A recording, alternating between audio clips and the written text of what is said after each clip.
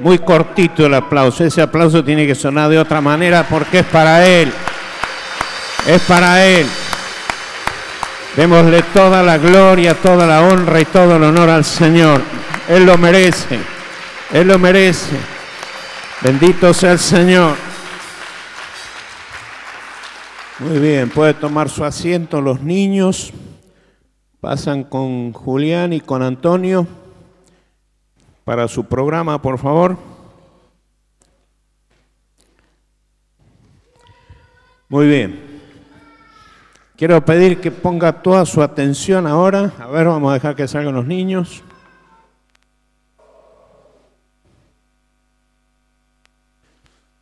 Muy bien.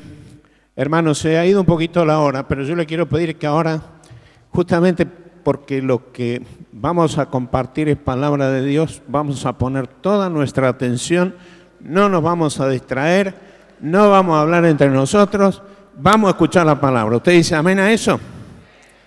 Muy bien, gracias por lo que van a escuchar. Lo demás, invítenlo usted a que escuche, porque quiero que vamos a tener un buen tiempo en esta mañana. En primer lugar, quiero empezar diciendo, no permitas que el diablo te engañe. En función de esto que nos contaba Sergio antes, que empiezan a pasar cosas, que hay problemas, hay enfermedades, hay distracciones que el diablo quiere meter en nuestra mente para hacernos creer que este va a ser un año malo, un año de esos que uno no quisiera volver a vivir. Déjeme decirlo de esta manera, el diablo está interesado en que nosotros sintamos que este va a ser un año de porquería. Que sea un año de porquería significa que nosotros desde acá hasta el final tenemos que vivir desanimados. Yo quiero decirte que por la palabra de Dios hemos sabido que este va a ser un año extraordinariamente bueno. Diga conmigo, este año va a ser extraordinariamente bueno. Dios dice, no evalúes el año en función de los problemas, crisis y dificultades, evalúa el año a través de las victorias que se van dando en Dios. El lunes pasado tuvimos una reunión de testimonio aquí de lo que Dios está haciendo y no puede ser que pasando las cosas que están pasando, nosotros le demos lugar al diablo para que nos convenza de que va a ser un mal año. Este va a ser un año extraordinariamente bueno. Este va a ser un año de bendición. Diciembre será un tiempo de jolgorio, de alegría, de acción de gracias, porque cuando llegue el fin de año miraremos hacia atrás y la balanza se inclinará positivamente porque Dios está en medio del año y Él dará la victoria. Bendito sea el Señor.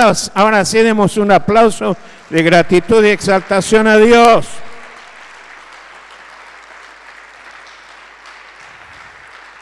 Un año bueno. El tema de hoy, en el boletín usted lo tiene titulado como Conmocionando la Ciudad. Ejemplos que se encuentran en el registro bíblico de la iglesia del primer siglo sirven para inspirarnos y mostrarnos un retrato de los resultados precisamente de la expansión del Evangelio. Allí tenemos una fotografía, un retrato, una imagen de lo que es. Dice la palabra de Dios en el capítulo 3 del libro de los Hechos. Cierta tarde, Pedro y Juan fueron al templo a participar en el servicio de oración de las 3 de la tarde. Estoy leyendo la nueva versión, la nueva traducción viviente. Mientras se acercaban al templo, llevaban cargando a un hombre cojo de nacimiento. Todos los días lo ponían junto a la puerta del templo, a la que se llama Hermosa, para que pidiese limosna de la gente que entraba. Cuando el hombre vio a Pedro y a Juan, era su trabajo, que estaban por entrar, les pidió dinero. Pedro y Juan lo miraron fijamente y Pedro le dijo, míranos. El hombre lisiado los miró ansiosamente esperando recibir un poco de dinero. Pero Pedro le dijo, yo no tengo plata ni oro para ti, pero te daré lo que tengo. En el nombre de Jesucristo de Nazaret, levántate y camina. Entonces Pedro tomó al hombre lisiado de la mano derecha, lo ayudó a levantarse y mientras lo hacía, al instante los 2 pies y los tobillos del hombre fueron sanados y fortalecidos. Se levantó de un salto, se puso de pie y empezó a caminar. Diga conmigo, gloria a Dios. Dice el retrato. Luego entró en el templo con ellos. Fíjese cómo sigue ampliándose la imagen. Entró en el templo con ellos, caminando, saltando y alabando a Dios. Y lo más significativo de todo es lo que hubo como fruto y resultado y consecuencia en el pueblo. Toda la gente lo vio caminar y lo oyó adorar a Dios. Cuando se dieron cuenta de que él era el hombre mendigo cojo que muchas veces habían visto junto a la puerta de la hermosa, quedaron totalmente sorprendidos. Otra versión dice llenos de espanto y asombro. Otra versión dice absolutamente conmocionados. Esa es la fotografía, esa es la imagen, esa es la meta. Un hombre conocido, este era un hombre conocido. Decir que alguien es conocido indica siempre algo distinto, no es siempre lo mismo. Por ejemplo, un nivel de conocimiento de una persona es aquella con la que uno tiene un grado profundo de relación, de conocimiento, de trato. Un segundo nivel podría ser aquella persona a la que diariamente vemos. En mucha gente en el camino al trabajo, en el colectivo, quizás porque coinciden en el horario, se ven, y entonces uno va en el colectivo y dice, en la próxima parada va a subir una persona que tiene determinadas características. Y uno lo ve subir y viaja con él y dice, en la próxima parada se baja. Y uno dice, a este ya lo conozco, a este ya lo tengo ubicado, pero no tiene trato con él. Un tercer nivel de conocimiento es el de una persona que se destaca en la ciudad por determinadas características. Nosotros hace muchos años nos visitaba prácticamente todos los domingos, muchos de ustedes se van a acordar, de un hombre que le decíamos el profe. El profe era alguien característico de la ciudad. Uno lo veía caminando por la ciudad, agarrándose los anteojos, entrando. A la mañana lo ayudábamos. Me acuerdo una vez que alguien le compró ropa nueva. Se lo llevó, lo higienizaron y a la noche vino con el pantalón cortado por acá, la manga del saco por acá, el profe. Y cuando estábamos en el culto, siempre desde allá decía, ¡pastor! Y me daba él el texto de la Biblia, el profe. Ahora, en estos días, acá cuando usted pasa por la puerta del Banco Patagonia, hay un hombre que ya está siendo parte del cuadro. Un ciego, que tiene algunas características que no voy a describir, pero que usted va llegando y ya sabe que el ciego está en la puerta. ¡Ayúdame, por favor! ¡Soy ciego!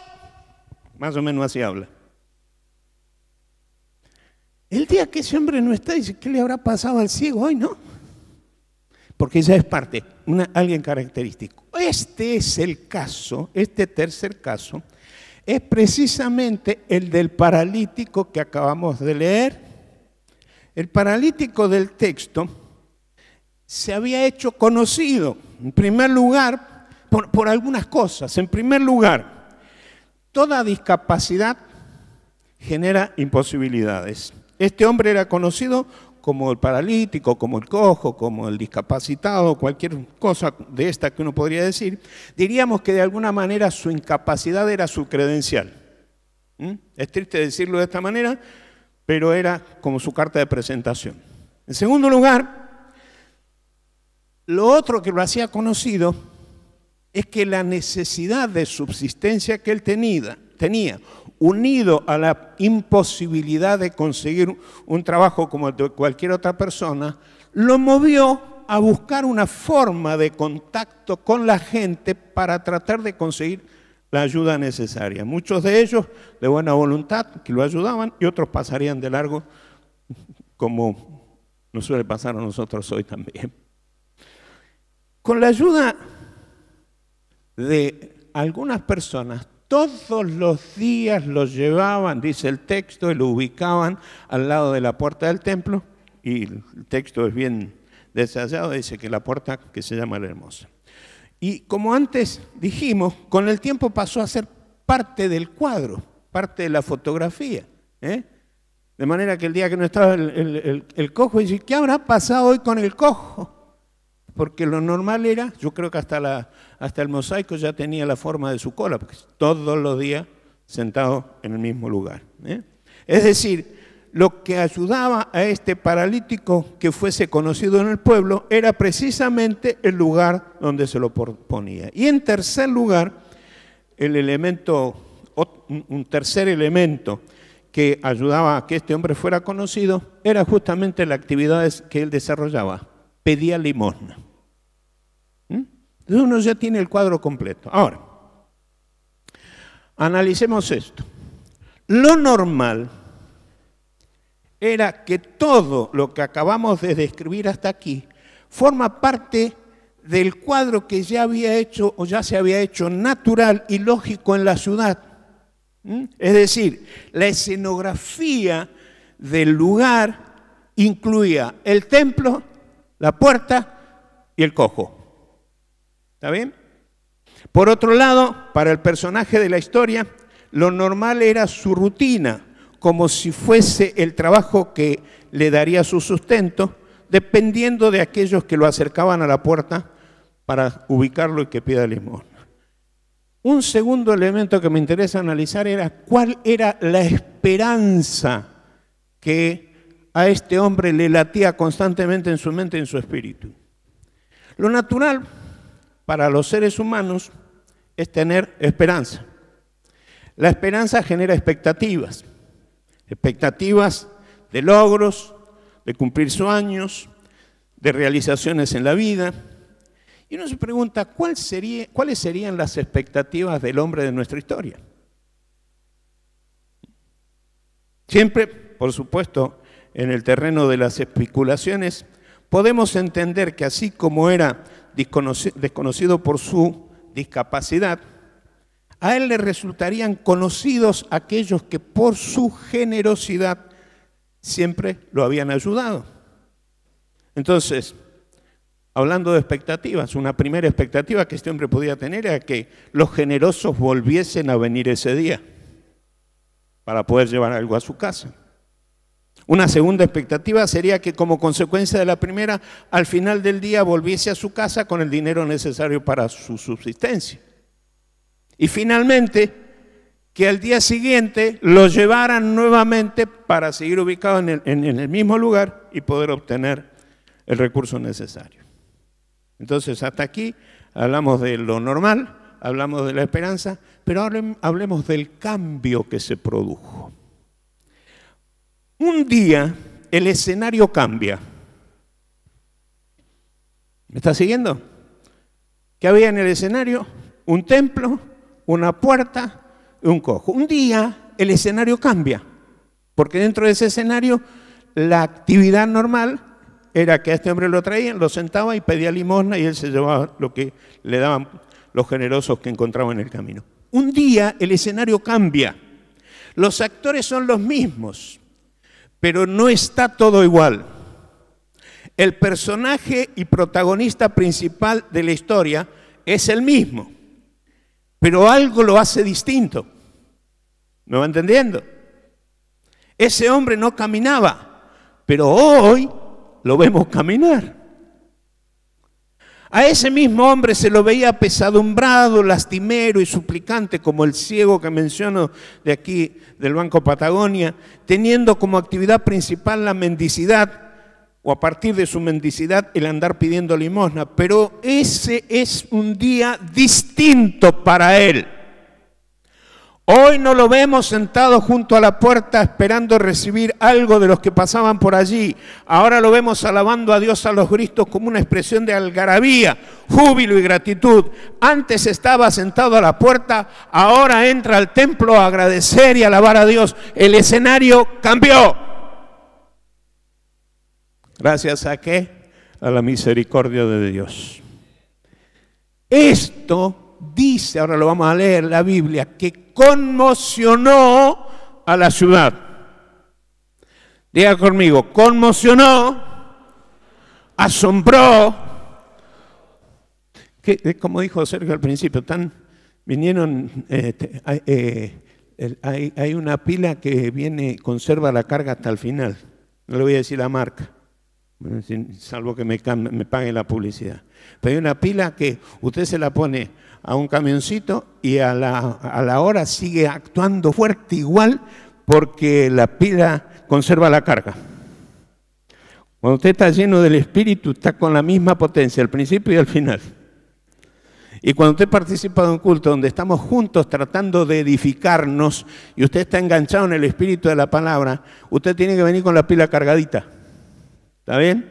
Así que diga conmigo, la ciudad se conmocionó, se asombró por el obrar de Dios. Eso es lo que tiene que ocurrir en este tema de la expansión. Porque Luli decía antes que la expansión tiene que ver con el alcance geográfico que tiene nuestra misión. Pero yo quiero decirle que la expansión sin límite tiene que ver con lo que ocurre por el obrar de Dios aún aquí en medio nuestro.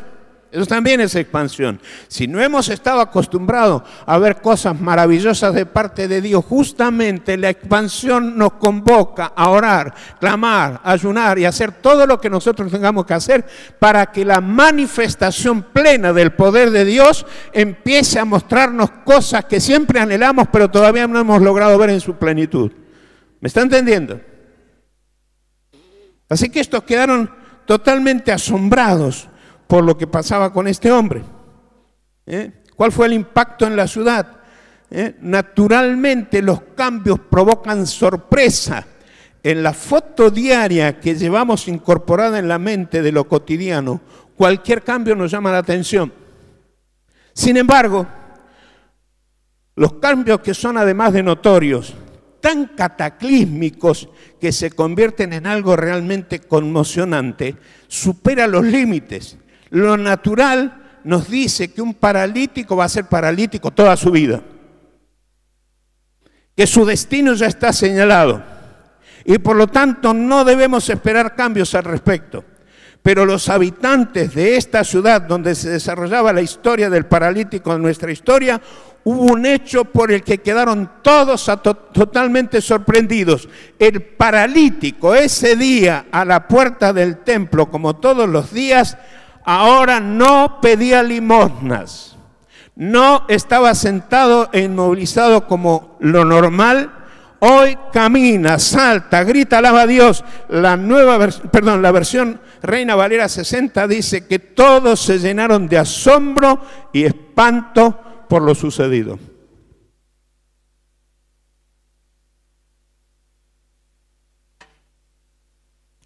Amén. A partir de ese día, la ciudad ya no sería la misma. Le quiero convocar a que seamos, más bien, desafiémonos para hacer un instrumento en las manos de Dios que provoque ese tipo de cambios en la ciudad, para que se le cambie la fisonomía de la ciudad y ya no tengamos que lamentar los robos y hurtos como sufrió Sergio, el tiroteo que mencionaba Sergio, todas las otras cosas que conmueven a la ciudad tienen que cambiar. Esa escenografía que ya se nos ha convertido en algo natural y lógico tiene que cambiar. Será así en la medida que veamos el obrar de Dios de manera poderosa en las personas, en la calle, en los templos, en las casas, en el comercio de esta ciudad, obrando Dios de tal manera que la ciudad quede conmovida, como fue en alguna oportunidad en Almolonga, en Guatemala, cuando las cárceles quedaban vacías, los bares se cerraban, los lugares de distribución de droga se cerraron y la gente empezó a vivir de otra manera. Esa es la conmoción que necesita nuestra ciudad a partir de la expansión a la que Dios nos ha llamado.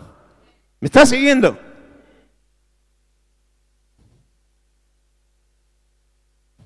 A partir de ese día, la ciudad ya no era la misma, porque como fruto de un hecho tan conmocionante como la sanidad de este paralítico, Pedro predicó el Evangelio y muchos, unas 5.000 personas de los que habían oído la palabra, creyeron. Esto está registrado en el libro de los Hechos, capítulo 4, versículo 4. Es decir, la sanidad de este hombre abrió el camino para un cambio tan contundente en el ánimo de la ciudad que permitió que Pedro predicase el Evangelio. Resultado de esto es que a Pedro lo meten en prisión, pero otros, por el otro lado, como fruto de su predicación, unas 5.000 personas creyeron en el Evangelio de Cristo. Pedro en cana. Y Pedro metido en cana dice, ¿a mí qué me importa? 5.000 creyeron en Cristo. ¿Sabe una cosa? Un día lo dije en un retiro de pastor en Jujuy y al terminar el retiro vino un pastor y me dijo, pastor, ¿usted cree realmente que necesitamos estar presos? Porque yo había dicho, hace mucho tiempo que no meten preso a un pastor por predicar el Evangelio. Y se vino preocupado el hombre y dice, ¿será necesario? No, yo no digo que es necesario. Me llama la atención que estamos tan tranquilos. Somos los buenitos de la calle España 460 que no le hacemos mal a nadie. Pero tenemos que ser de tal manera expansivos y sin límite que le provoquemos un problema al infierno. Porque a Pedro no lo metieron en cana porque estaba haciendo algo malo, sino porque tocó potestades que estaban sobre las ciudades. ¿Cuál es el mensaje para nosotros hoy? Así como Dios, aquí quiero mencionar dos o tres cosas, algo para la iglesia, algo personal y algo para las personas. Porque así, número uno, como Dios trató con la incapacidad o discapacidad de un paralítico, de una persona, lo hizo en su momento conmigo. Mi discapacidad consistía en que decía que creía en Dios, pero no conocía a Dios. Conocía un sistema religioso. Esto lo expliqué, ¿cuándo fui a la UFLO? El jueves. Lo expliqué a los alumnos que tiene Mariela en la UFLO. Y era parte de lo que estaba pensando para hoy. Yo conocía una religión. No sé si hay gente en esta mañana acá que conoce una religión. Yo trato de marcar una diferencia. Según el diccionario, una religión es un conjunto de creencias religiosas, de normas y de comportamientos y de ceremonias de oración y sacrificio que son propias de un determinado grupo humano con las que el hombre trata de reconocer una relación con la divinidad. Y entre paréntesis el diccionario dice uno o varios dioses. Es decir, la religión es una estructura rígida de pensamiento que condiciona la vida, las decisiones y las actitudes de las personas, impidiéndoles actuar en un marco de plena libertad. ¿Usted me va siguiendo? La religión dice que, por ejemplo, lo que yo aprendí, la religión que yo conocí dice que en este lado de la cuestión hay una determinada cantidad de cosas, esto es parte de esos reglamentos, estatutos y normas que establece la religión. De este lado había una cantidad enorme de cosas que no debían hacerse. Por el otro lado, había otra determinada cantidad de cosas que sí se podían hacer. El problema es que si uno hacía las que no se deben hacer, tenía como consecuencia juicio, castigo y condenación. Pero si uno hacía las cosas que estaba bien, era premiado. El problema que yo tenía es que conocía las dos listas y generalmente, intentando estar de este lado, estaba del otro lado. Y quería hacerlo bueno, como dice Pablo en el libro de Romanos capítulo 7, sabiendo hacer lo bueno, termino haciendo lo malo. En un sistema religioso, eso te hace digno de condenación y juicio y te mete barrotes por todo alrededor y terminás encarcelado. La consecuencia es que como había que hacer lo bueno y yo hacía lo malo, vivía todo el tiempo cargado de culpa y de temor porque no sea cosa que me muriera en esas condiciones y me fuera al infierno.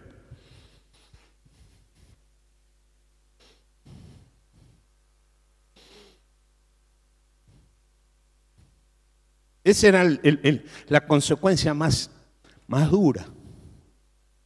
Siempre hacía lo que no había que hacer. Y me salía tan bien como a muchos que veo sentados acá. Estoy acordando de algunos testimonios que he escuchado que no lo voy a repetir por respeto a los que ya han sido liberados. Pero me acuerdo. Porque no se olviden que llevo más de 30 años en Cipolletti y los vi.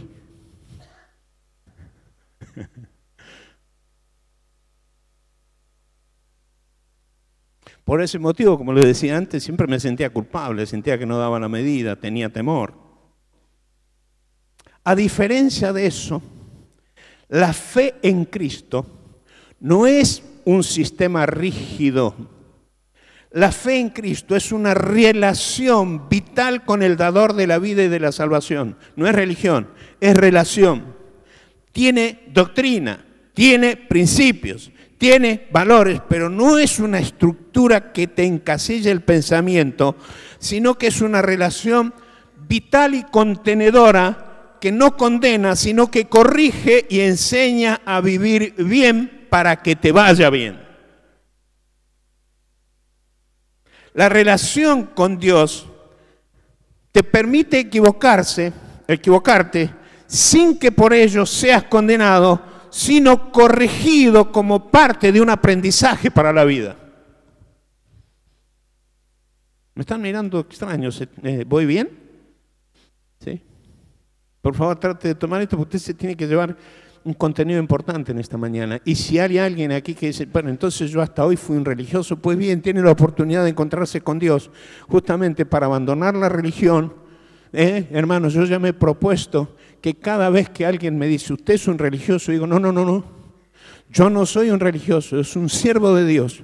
Sí, pero usted tiene una iglesia que tiene un nombre, sí, pero eso es una cuestión circunstancial y nada más. Yo puedo renunciar a esta denominación, puedo renunciar inclusive a esta congregación y seguir teniendo una profunda relación con Dios porque yo tengo relación con Dios, no tengo religión en Dios.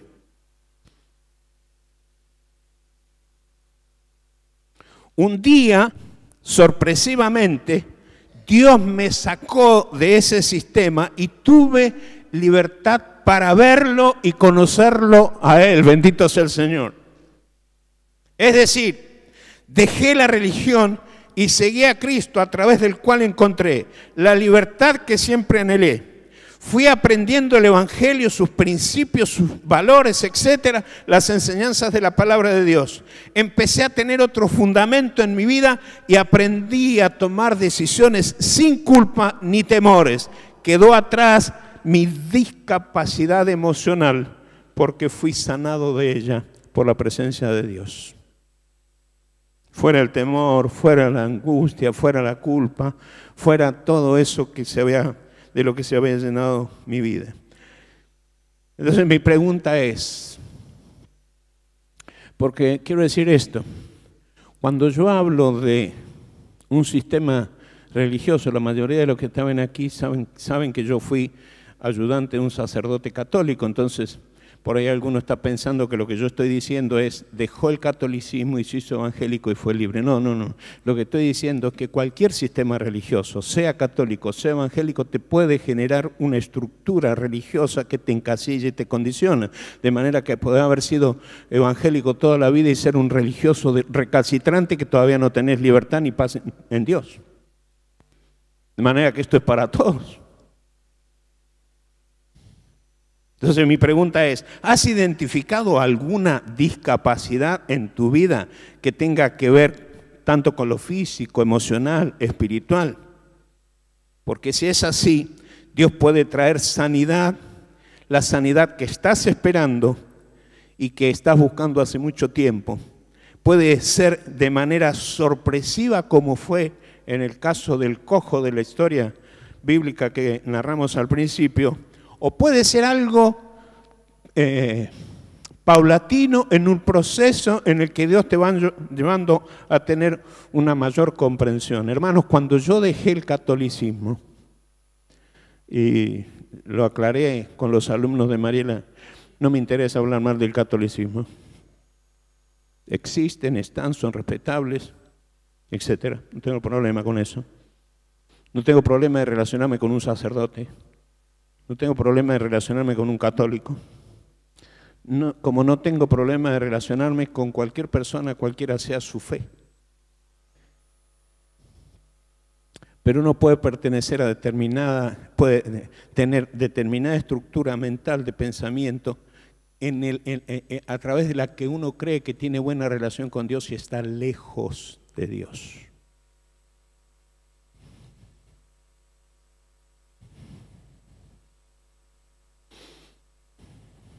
Este paralítico nunca pensó que ese día en que había salido de su casa llevado por otras personas para ser depositado en la puerta del templo como cada día ocurría, volvería a su casa caminando y sin la ayuda de otros. ¿Dónde vas? ¿Dónde lo llevan? Al templo. ¿Dónde lo ponen? Al lado de la puerta la hermosa. ¿Ah? ¿Qué va a hacer? Va a pedir limosna. Al final del día, el escenario mostraba en la mañana los que lo llevaban, a la tarde los mismos trayéndolo. Ese día, cuando volvían, no lo traía nadie, caminaba.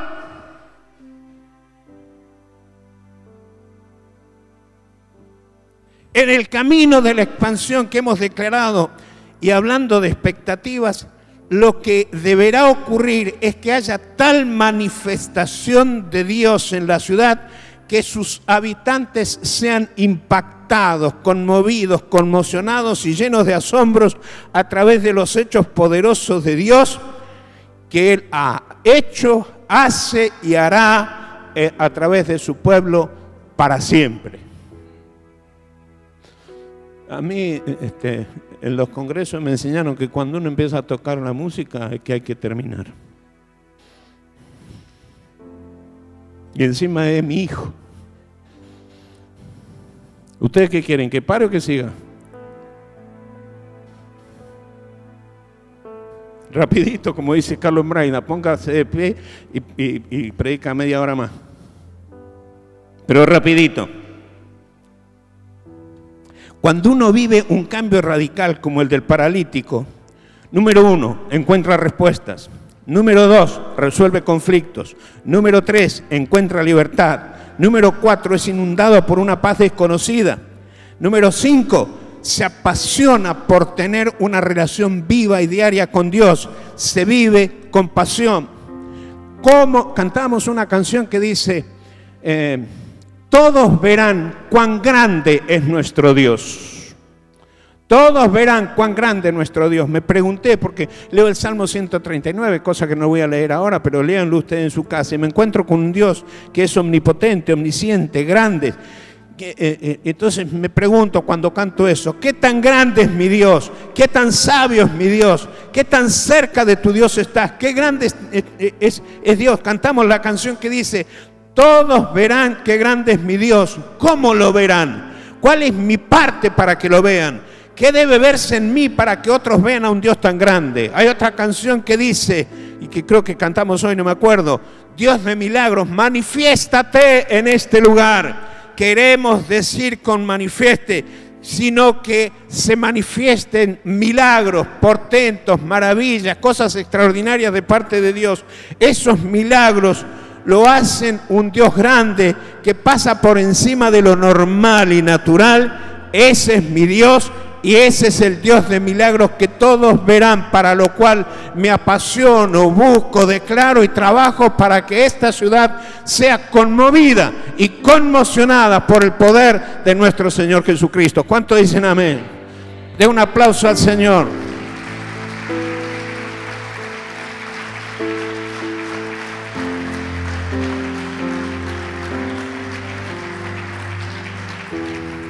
Voy a terminar porque la música suena cada vez más fuerte y enseguida va a ser más fuerte la música que mi voz.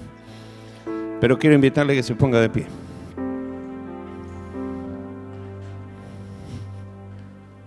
No sé dónde tiene el volumen, pero capaz que colabora aquel de allá.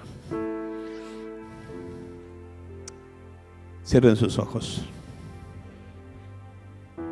Quiero concretamente, en el nombre del Señor Jesucristo, primero dar gracias a Dios por un Dios como el que me muestra la Biblia. Ese es mi Dios. Ese es el Dios que predico. Es el Dios que hace que un día como hoy, en el que me siento totalmente débil por la enfermedad que cargo encima, tengo tantas ganas de seguir hablando que no pararía. Lo hago por respeto a ustedes y el horario de todos ustedes. Creo en un Dios de milagro, creo en un Dios de poder, creo en un Dios que cambia todas las realidades, creo en un Dios que hace que lo que viviste ahora cambie totalmente para vivir algo totalmente desde aquí en adelante. Creo en un Dios que nos usa a todos nosotros para que nosotros mostremos esa realidad. Pero quiero preguntar, ¿habrá alguien en este día que quizás se planteó y dijo a través de la palabra que escuchó: la verdad que he sido un religioso toda la vida y ahora quiero crecer en mi fe y en mi relación con Dios? ¿Hay alguien así? Levante su mano donde está. Bien, Pablito, Dios te bendiga. Dios te bendiga por allá. No alcanzo a ver el rostro, pero hay alguien levantando su mano allá. Hay alguien más que dice: yo quiero dejar de ser un religioso y quiero vivir una fe vital con Dios. Está con la mano levantada, vengan por favor, vengan adelante. Vengan, queremos orar por ustedes. Queremos orar por ustedes. Si hay alguien más, hágalo ahora. Queremos orar por ustedes. Todos por favor estemos a solas con Dios. No es importante que usted mire quién está aquí adelante, importante que deje que Dios lo mire, y si hay algo que usted tiene que cambiar creyendo en el poder de Dios, que usted tome la decisión de buscar a Dios.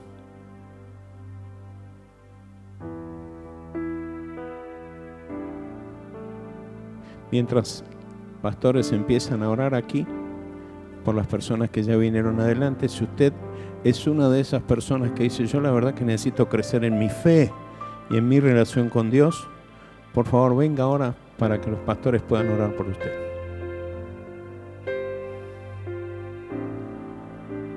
Y si usted siente que está bien como está, por favor le pido que interceda por quienes en este día han tomado una decisión, y a su vez interceda para que la iglesia pueda ser un instrumento de mucha bendición en esta ciudad.